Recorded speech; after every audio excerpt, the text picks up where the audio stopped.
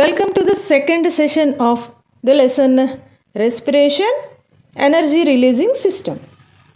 మీ అందరికీ కూడా శ్వాసక్రియ శక్తి ఉత్పాదక వ్యవస్థ 10వ తరగతి పాఠ్యపుస్తకంలోని ఈ పాఠ్యాంశం యొక్క రెండవ భాగంలోనికి స్వాగతం.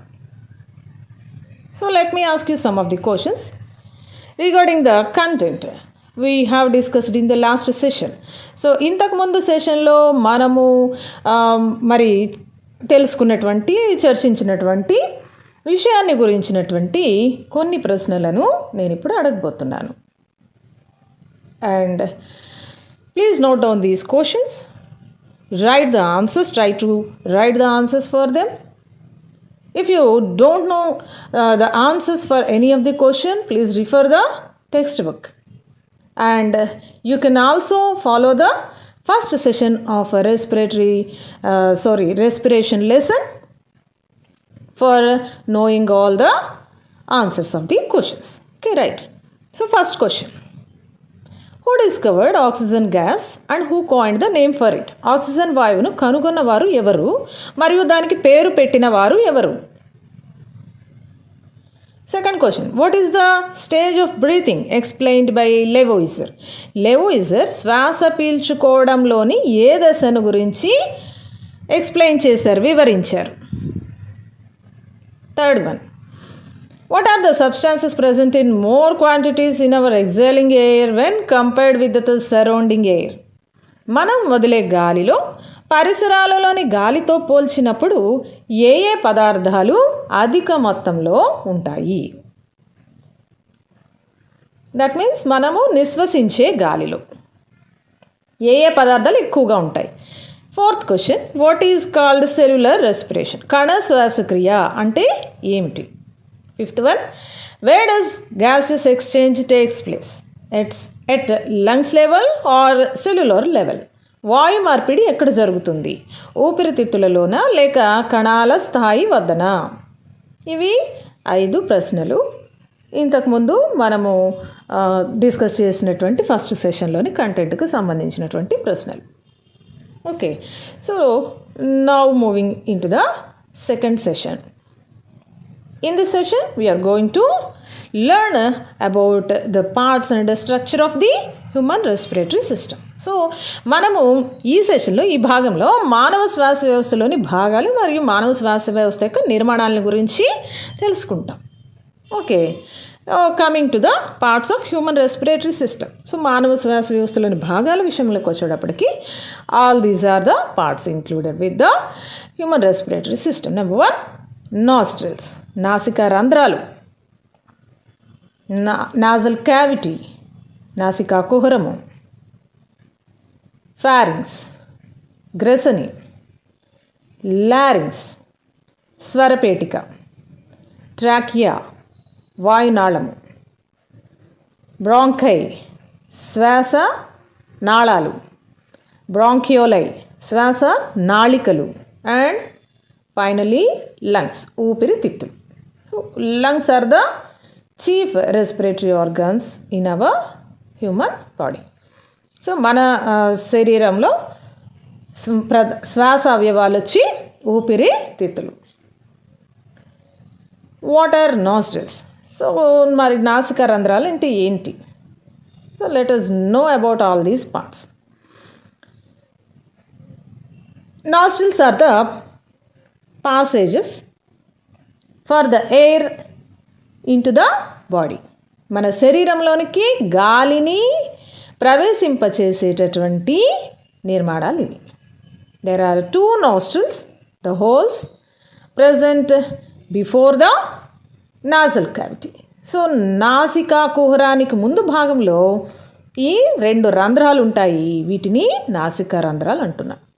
Air enters through these nostrils. So గాలి నాసికా రంధ్రాల ద్వారా శరీరంలోనికి ప్రవేశిస్తుంది. These nostrils, they open into a cavity called nasal cavity. So ఈ నాసికా రంధ్రాలు ఒక కుహరంలోనికి తెరుచుకుంటాయి. ఆ కుహరాన్ని నాసికా కుహరము అని అంటాం. So air passes through the nasal cavity. The walls of nasal cavity covered with mucous membrane, and this mucous membrane secrete mucus. So nozzle cavity నాసికా కుహరం యొక్క గోడలు, నాసికా కుహరము శ్లేష్మస్తరము చేత కప్పబడి ఉంటుంది.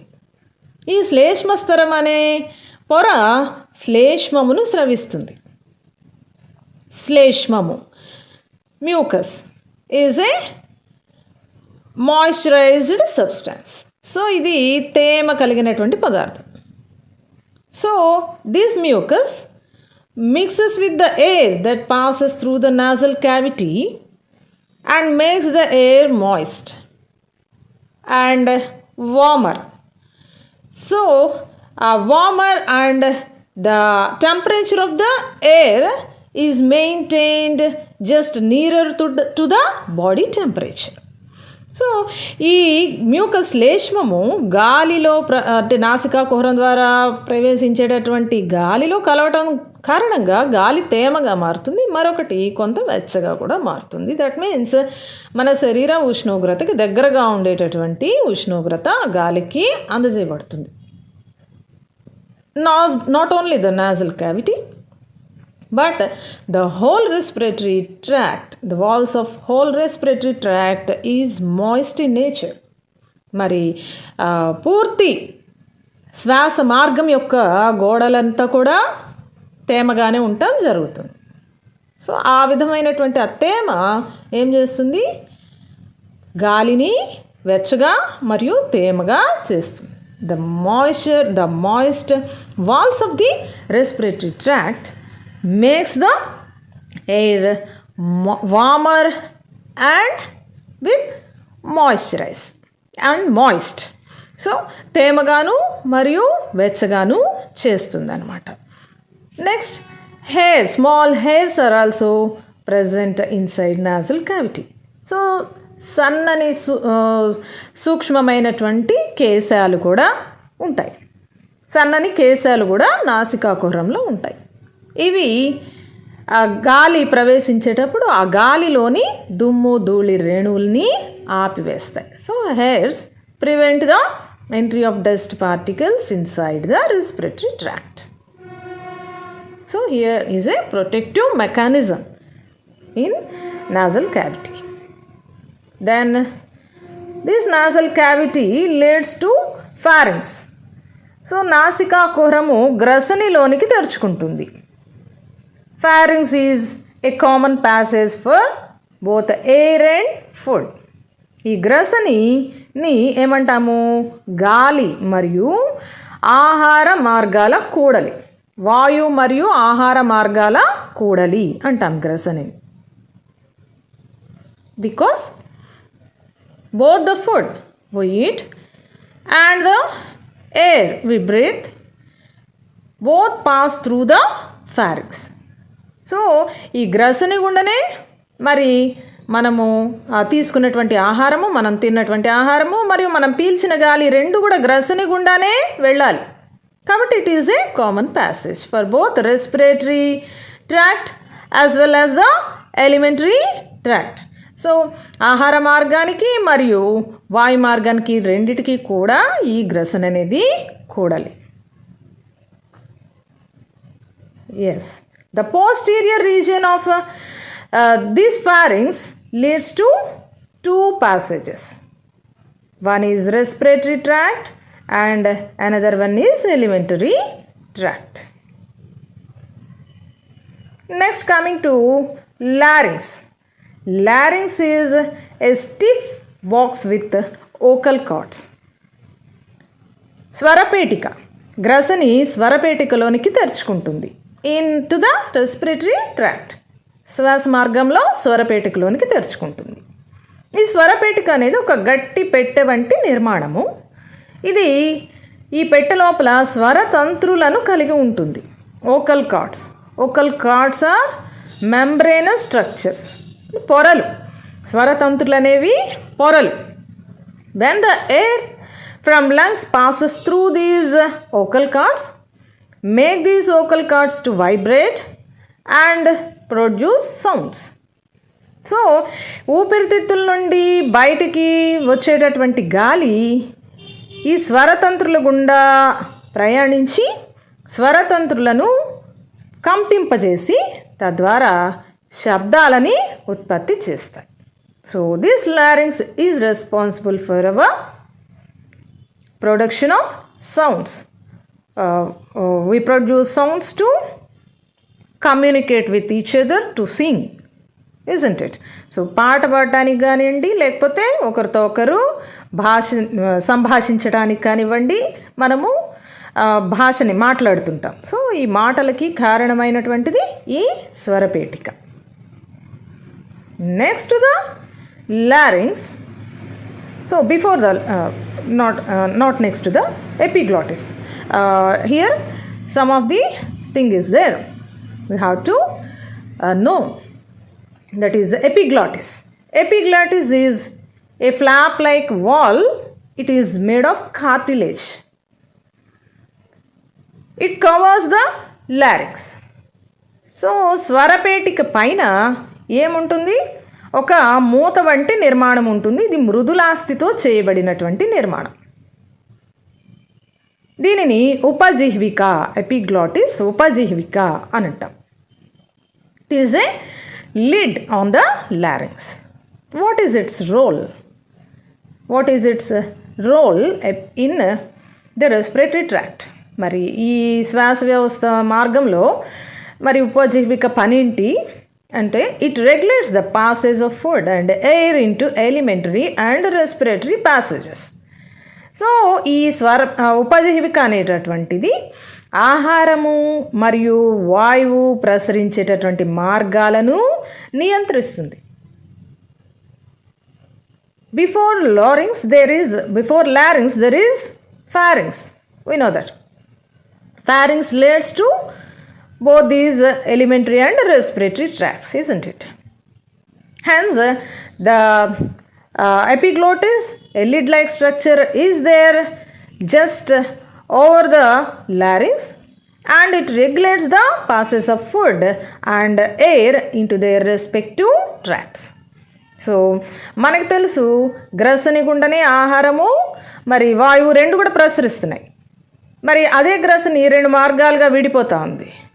విడిపోయినప్పుడు మరి ఆహారము దాని యొక్క ఆహార మార్గంలోనికి, గాలిని దాని యొక్క శ్వాస మార్గంలోనికి అటు ఇటు నియంత్రించడం కోసం ఈ మూత వంటి నిర్మాణం ఉంది. ఇది ఎక్కడుంది? స్వరపేటిక పైన ఉంది. It closes the respiratory tract while food passes through the pharynx. So ఎప్పుడైతే ఆహారము గ్రసని గుండా ప్రయాణం చేసి వస్తూ ఉందో వెంటనే ఈ ఉపజీవిక ఏం చేస్తుంది?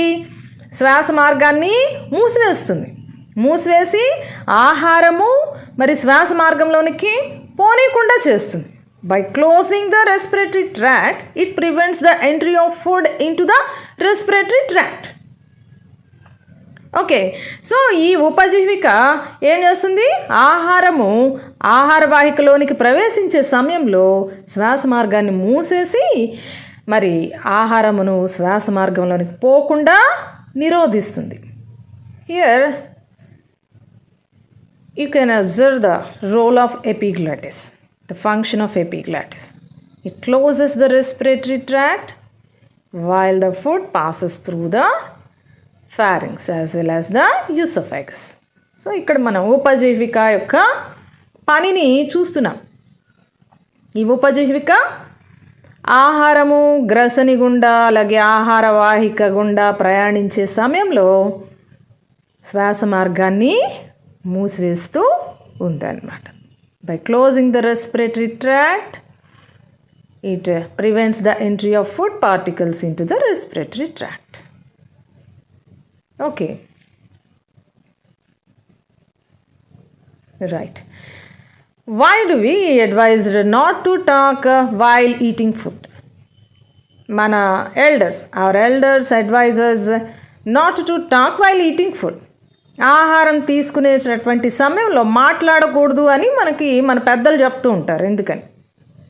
What is the reason for coughing at that time? మరి ఆ సమయంలో మనకి దగ్గు లాంటి అంటే పొరబోవడానికి కారణం ఏమిటి? What is the reason? So we know that epiglottis regulates the entry of food particles into the respiratory tract. Okay, so that means the air we breathe is directed to the respiratory tract, and food from oral cavity is being directed to the digestive tract. When we take food, the passage of air is blocked temporarily through pharynx. Not only the activity of epiglottis, there is palate, angili.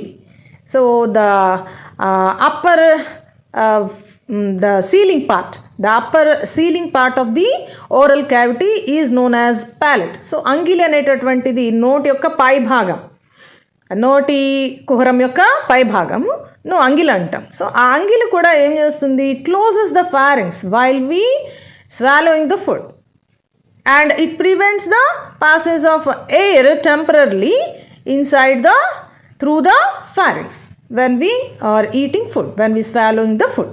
మన ఆహారాన్ని మింగే సమయంలో ఈ అంగిలి గ్రసిని భాగాన్ని మూసేస్తూ కొద్దిసేపటి పాటు గాలిని మరి గ్రసనిలోనికి రానివ్వకుండా కూడా చేస్తుంటుంది. If we laugh or talk while eating, food and air both pass through the pharynx at a time. So ఇప్పుడు మనం కనుక మాట్లాడుతూ ఉన్నాము ఆహారం తీసుకునే సమయంలో, లేకపోతే నవ్వుతూ ఉన్నాము పెద్దగా, అలాంటి సమయంలో ఏమవుతుంది? ఒకేసారి గాలి మరియు ఆహారం రెండు కూడా గ్రసని గుండా ప్రయాణం చేస్తాయి. అలాగనే లారింగ్స్ కూడా అంటే ఎపిగ్లాటిస్ ఉపజీవిక కూడా ఏం చేస్తుంది? It gets open and allows the air to enter into respiratory tract as usual. So ఏదైతే గాలి ప్రవేశిస్తుందో ఆటోమేటిక్గా ఉపజీవిక కూడా తెరుచుకుని ఏం చేస్తుంది? గాలిని శ్వాస మార్గంలోనికి పోనివ్వడానికి ప్రయత్నం చేస్తుంది. At the time, food particle tries to escape into the respiratory tract. So అదే సమయంలో మరి ఆహారం కూడా అదే మార్గంలో వెళుతూ ఉంది కాబట్టి ఆహారము పొరపాటున ఏమవుతుంది? శ్వాస మార్గంలోనికి పోబోతుంది. Suddenly larynx closes to stop the entry of food particle into the respiratory tract. So వెంటనే హఠాత్తుగా వెంటనే ఏం జరుగుతుంది? Simultaneously larynx closes. So larynx కాదు, that one epiglottis closes the larynx. So ఉపజీవిక ఏం చేస్తుంది? లారింగ్స్ని అంటే స్వరపేటికని మూసివేసి ఆహారాన్ని లోనికి పోనీయకుండా అంటే శ్వాస మార్గంలోని పోనీయకుండా ఆపిస్తుంది. It results the irritation or burning sensation that ends up with coughing. Any of the irritation inside the respiratory tract causes coughing. So దగ్గు అనేది ఎందుకు వస్తుంది? ఏదైనా శ్వాస మార్గంలో ఏదన్నా ఒక ఇరిటేషన్ కనుక ఏదన్నా ఒక అసౌకర్యం కనుక కలిగినట్లయితే అది దగ్గుగా మారుతుంది, దగ్గుని కలుగజేస్తుంది. సో ఆ ఫుడ్ పార్టికల్ ఎప్పుడైతే ఎపిగ్లాటిస్ని టచ్ అయిందో the irritation or burning sensation caused by the food particle touching the epiglottis resulting in the coughing, and this coughing resulting in the food particle to be directed to the digestive tract, or the food particle may comes out through the nose because of this coughing. So ఎప్పుడైతే దగ్గు అనేటటువంటిది వచ్చిందో ఈ దగ్గు ఏం చేస్తుంది? వెంటనే ఆహారపు ముక్కని మరి డైజెస్టివ్ ట్రాక్ట్లోనికి ఆహార మార్గంలోనికి తరలించడం కానీ లేకపోతే ముక్కు ద్వారా బయటికి వచ్చేట్లుగా చేస్తుంది. So this functioning is known as reflex. This reaction is known as reflex reaction, what you will learn in the later lessons. Control and coordination lesson. So నియంత్రణ సమన్వయం పాఠంలో వీటిని గురించి మనం నేర్చుకుంటాం. వీటిని అసంకల్పిత ప్రతిచర్యలు అని అంటాం అన్నమాట. So it is also a protective mechanism which prevents the entry of food particle into respiratory tract. So if the food particle enters into the respiratory tract, it may cause infection in the lungs or any of the respiratory part. So ఏదైనా శ్వాస వ్యవస్థ మార్గంలో అది ఇన్ఫెక్షన్కి కారణమయ్యే అవకాశం ఉంటుంది ఒకవేళ ఆహారపు రేణువు కనుక శ్వాస మార్గంలోనికి పోయినట్లయితే. కాబట్టి ఇక్కడ ఒక రక్షణ వ్యవస్థ అనేటటువంటిది ఉందన్నమాట. ఒక రక్షణ యంత్రాంగం అనేటటువంటిది ఇక్కడ పనిచేస్తుంది ఆహార పదార్థాన్ని శ్వాస మార్గంలోనికి పోనీయకుండా చేయటం కోసం. Okay, trachea, లారింగ్స్ leads to trachea. So ఈ లారింగ్స్ స్వరపేటిక అనేది వాయునాళంలోనికి తెరుచుకుంటుంది. This trachea is a thin walled tube-like structure. So వాయునాళం అనేటటువంటిది పలుచుని గోడల్ని కలిగిన గొట్టం లాంటి నిర్మాణం. When the trachea enters into chest cavity, it divides into two. These two passages are known as bronchi. So ఎప్పుడైతే ఈ వాయునాళము క్రిందకి ప్రసరించి ఉరకుహరంలోనికి ప్రవేశిస్తుందో, అంటే ఛాతీ కుహరంలోనికి ప్రవేశిస్తుందో, ఇది 2 మార్గాలుగా చీలుతుంది. ఈ మార్గాల్ని 2 శ్వాసనాళాలు అంటారు. అంటే simply to say trachea enters into the chest cavity, divides into 2 bronchi. సింపుల్గా చెప్పాలంటే వాయునాళము ఉరకుహరంలోనికి ప్రవేశించి 2 శ్వాసనాళాలుగా చీలుతుంది. And as this is a thin walled tube, C-shaped cartilage rings enclose the trachea and they protect the trachea from collapsing down whenever air is not passing through. So ఎప్పుడైతే ఈ గాలి అనేటటువంటిది వాయునాళం గుండా ప్రవేశించటం లేదో, వాయునాళపు గోడలు పలుచనివి అని చెప్పుకున్నాం. కాబట్టి ఈ వాయునాళం ముడుచుకొని పోకుండా ఉండటం కోసం ఇవి సి అనేటటువంటి ఆకారంలోని మృదులాస్థి ఉంగరాల చేత కప్పబడి ఉండి కాపాడబడుతూ ఉంటుంది. Now about bronchi. These bronchi again divides into several bronchioli. Those bronchioli ends in alveoli of lungs. మరి ఈ శ్వాసనాళాలు తర్వాత మరి అనేక శాఖలుగా చీలిపోతాయి. ఈ శాఖలను శ్వాసనాళికలు అని అంటాం. So శ్వాసనాళాలు శ్వాసనాళికలుగా Cheeli ఊపిరితిత్తుల్లోని వాయుగోణుల్లోనికి తెరుచుకుంటాయి. What are these alveoli? Alveoli are present in lungs in millions in number and they are responsible for the process gaseous exchange. So ఈ వాయుగోణులు అనేటటువంటివి ఊపిరితిత్తులలో మిలియన్ల సంఖ్యలో ఉండేటటువంటి నిర్మాణాలు. ఇవి మరి గ్యాసెస్ ఎక్స్చేంజ్ అంటే వాయు మార్పిడి అనేటటువంటి ప్రక్రియకు బాధ్యతని వహిస్తూ ఉంటాయన్నమాట. Through these alveoli oxygen enters into the blood and carbon dioxide comes out into the lungs. మరి ఈ ఆల్వియోలై వాయు గోణుల ద్వారానే మరి ఆక్సిజన్ వాయువు రక్తంలోకి వెళ్ళడం, రక్తంలోని కార్బన్ డైఆక్సైడ్ వాయువు ఊపిరితిత్తులలోనికి రావడం అనేది జరుగుతుంది. Each alveolus is being covered with thin membrane and also they are surrounded by small microscopic blood vessels called blood capillaries. మరి ప్రతి ఒక్క వాయుగోణి కూడా పలుచని పొరతో కప్పబడి ఉండటం మాత్రమే కాకుండా వీటి చుట్టూ ఈ వాయుగోణుల చుట్టూ సూక్ష్మమైనటువంటి రక్తనాళాలు ఉంటాయి. వాటిని రక్త కేశ నాళికలు అని అంటారు. So when blood comes through these blood capillaries into the lungs, oxygen,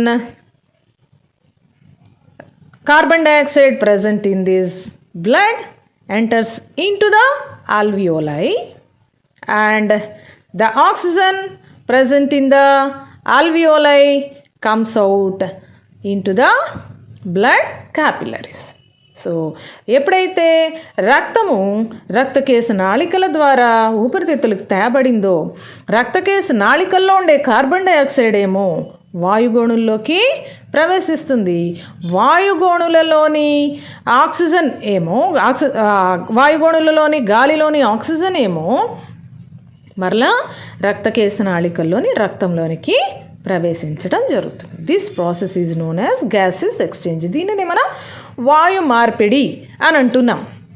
okay, so ఈ వాయు మార్పిడి అనేటటువంటిది వాయుగోణులలో జరుగుతుంది, ఊపిరితిత్తులలోని వాయుగోణులలో జరుగుతుంది.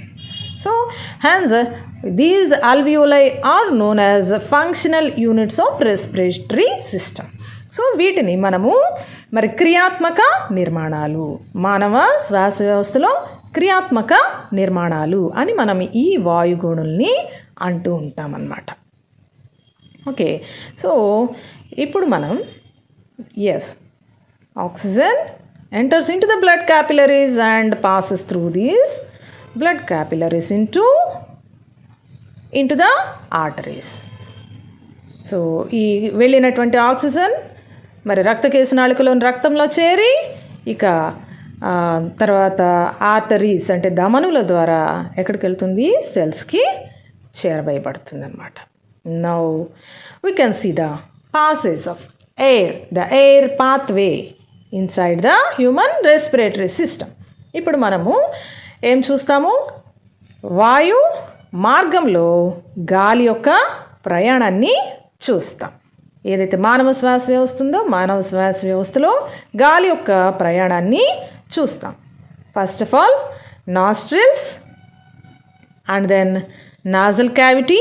Air enters through nostrils into nasal cavity, from nasal cavity to pharynx, from pharynx to larynx, and larynx to trachea, trachea to bronchi, bronchi to bronchioli, and finally alveoli of lungs. And gaseous exchange there takes place and oxygen enters into the blood. And what about carbon dioxide? Carbon dioxide from blood enters into the alveoli, and from alveoli then air passes to again bronchioles, bronchi, trachea, larynx, pharynx, nasal cavity and nostrils and come out of the body. ఈ విధంగా air యొక్క pathway ఉంటుంది. And గాలి నాసికా రంధ్రాల ద్వారా నాసికా కుహరంలోనికి ప్రవేశించి నాసికా కుహరం ద్వారా గ్రసని తర్వాత స్వరపేటిక, స్వరపేటిక నుండి వాయునాళము, వాయునాళం నుండి శ్వాసనాళాలు, శ్వాసనాళాల నుండి శ్వాసనాళికలు, చివరిగా వాయుగోణులు. ఈ వాయుగోణుల్లో మరలా